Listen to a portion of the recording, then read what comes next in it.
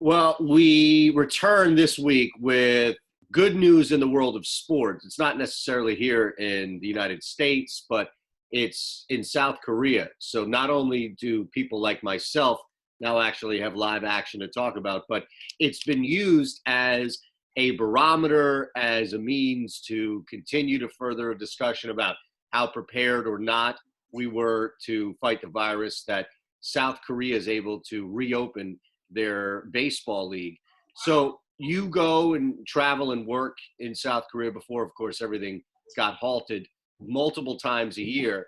And I think the best place to begin is looking at the fundamental differences in societies. And we brought this up briefly a couple of months ago, it seems like now, but as conversations constantly change and shift with data and new instances of what may work or doesn't work, just the overall differences, fundamental and deep rooted as they may be, to why South Korea would be in a position to reopen a baseball league as opposed to the United States, where we're continuing to struggle with the right amount of testing and maybe things that get politicized here that wouldn't, right down to spring breakers going to Texas and Florida, where I imagine they weren't in South Korea. So I think, to answer the question, it's probably takes a lot more information than both you and I have at this point in terms of the decision making. But let's not lose sight of the fact that even though the South Korea baseball is now open to play, it's really just the teams that are out there, and the crowd is not. So they may feel a little more self-assured than we do, because if you recall, when this whole thing broke out, South Korea had provided all of its population with the ability to be tested. So they may have a little more confidence. But we can't forget the fact that this is not a full season where people can buy tickets and go to the stadium and watch these games. So they will be televised. They are putting fake mannequins and whatnot in the arena, just to make it look like there's some kind of life, but in fact it's not. I don't know that.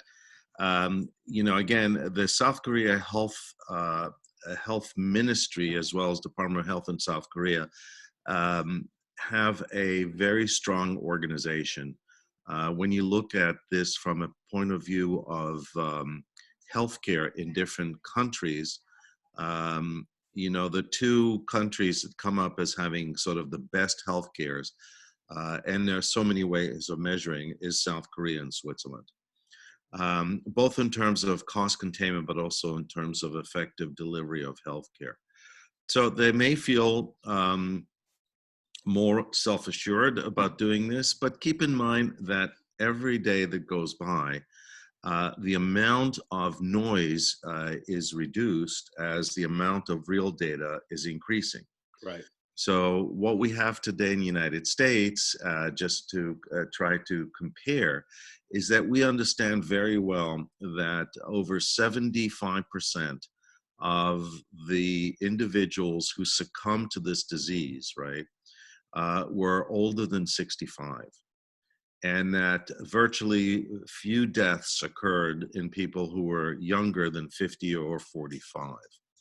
So if you look at it from a point of view of data and how we process that, we could say that anyone under 50 years of age or 45 can reopen the country, because their likelihood, even if they get contaminated and contract the disease, that their risk of death is low. And protecting then those who are above 65 by, again, not letting them out into crowds, et cetera, et cetera. Right.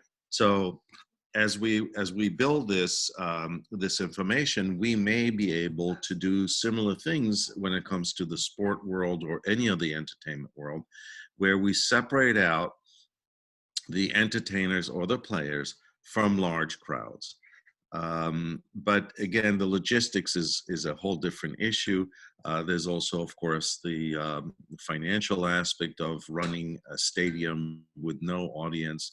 So again, these are all questions which I think are beyond our conversation in terms of the logistics, but I think from a healthcare point of view, that there is I think that there is a higher um, probably confidence in South Korea that they can pull this off. It doesn't mean Well, that we can't. and how, I mean, I would imagine that the majority of that comes from a rather homogenous culture that's rooted in looking around and maybe experience and dealing with if it's pollution or if it's other airborne respiratory viruses in the region where wearing a mask, for example, wouldn't be met with resistance. It's pretty much the norm, Correct. understanding that you'd have to stay at home, or even to the level, and I'm not saying that we're necessarily at fault for not wanting to be tracked, but the technology that South Korea used right away beyond testing was pretty invasive. And I would imagine would be met with a lot of resistance in a country like this, where you have such a varying, wide range of opinions on social to political issues. Right. So I think that that's a very good point. Civil obedience, if you will, is certainly much more of a rule of life in Southeast Asia than it is over in this country. This is something which is, again, a political issue rather than a healthcare issue per Right. se. But Well, here yeah, it is. There it wasn't. correct. And that's, I think, the crux of the issue, right? Exactly. And even though you have a very good organization and good data and knowledge and civil obedience, if you look at Singapore as an example, Singapore was a city that really licked this issue very quickly and effectively. And now they have an enormous surge of COVID-19. Reason again is that they did not control again, their outside workers who live in situations where they're very crowded and very poor social distancing, etc. So you could be very organized like you are in South Korea, but it doesn't prevent something popping up. And you need to have the confidence that when stuff pops up that you can handle it.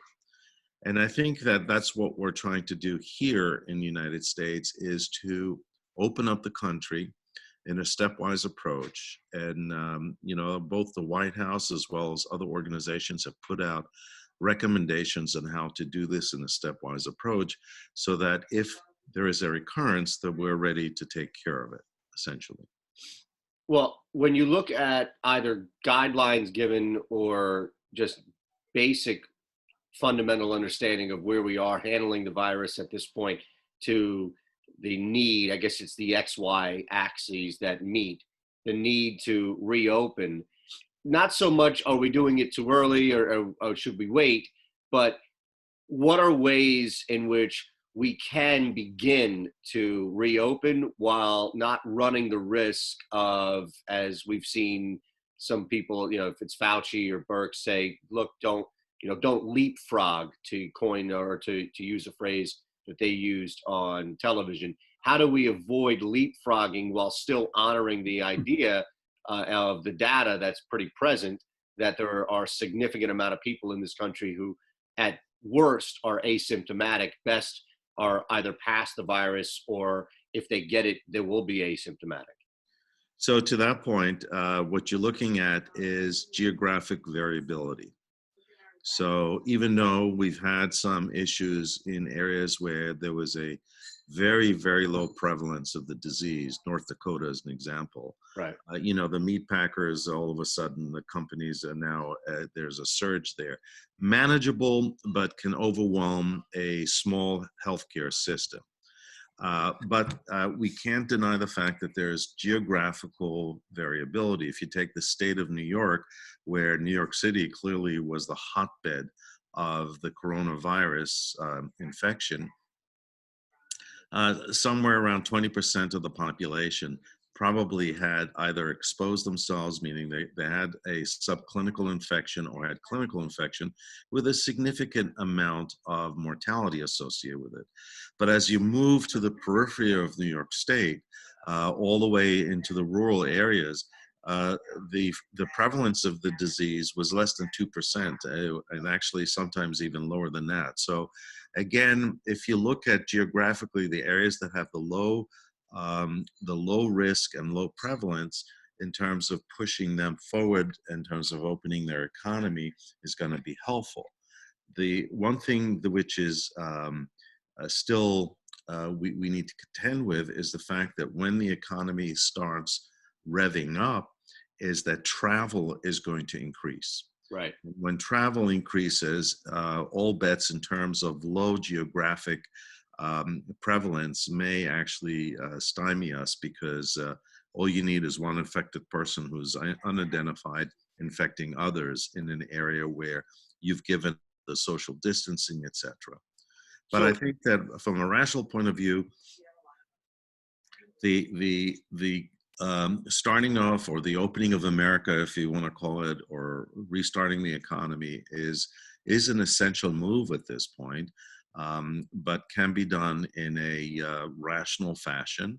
The problem is that it's left, as opposed to, you brought up Korea before, it is left right now for local or localities to make decisions in terms of opening.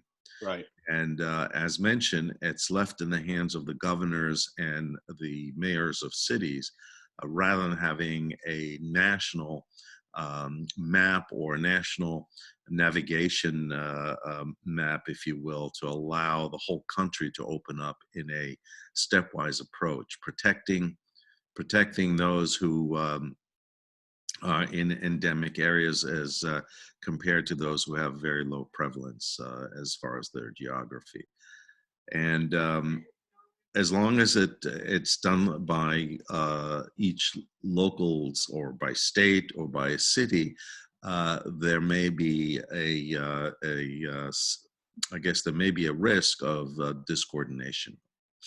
Yeah, and I would think that at the same time, someplace that's 20 miles outside of Boise should have different means to reopen than downtown Philadelphia. Absolutely. So how do you then allow? So isn't that part of allowing it to be a localized decision? Yes, but it would be nice to have a national standard, okay, saying if you have less than X infections, right? Or if you have so many open beds, or if you have these facilities that can help in terms of if there is a resurgence. What you want to be able to do is to open up, give as much freedom as possible to people to operate on the economy side, and be prepared that if this returns, that you can actually manage it. Rather than doing it on the local way, making everyone march the same drum would be, I think, a better approach. Okay.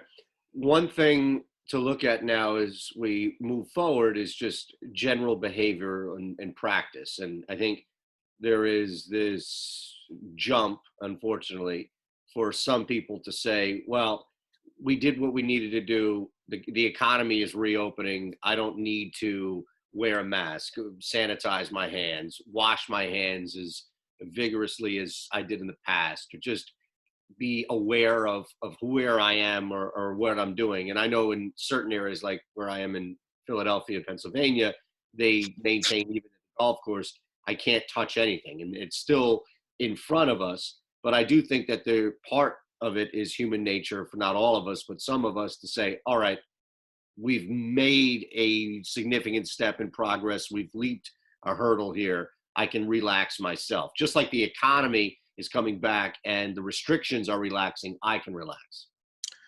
So that's a very good question, as well as some points made when you just described this. Let me make make a statement that I think is an emphatic statement. The surges that we've seen, the large surges, are clearly over. Okay, and my opinion is that we're not going to see these kinds of surges again. That's a possibility that they may come back, but my opinion is we're not going to see these kinds of surges again. However, that what the population needs to know, just because we're over the surges, this is not over. This pandemic is still there and will pop itself constantly in different areas. It's not going to be as devastating as it was in the past, but again, it is not over. And as long as this is around, there is nothing better than protecting yourself. Really isn't. And you could see all the cycle of all the drugs that have been tried and the enthusiasm of everything from vitamin C to anti-malarial drugs to non-existent vaccines at this point. I mean, all these things are peripheral to us behaving in a responsible fashion and making sure that we don't spread the disease to people who don't have it. So the mask wearing, is it foolproof? We already discussed that a long time ago. It is absolutely not. Does it help if you're coughing, sneezing? Yes.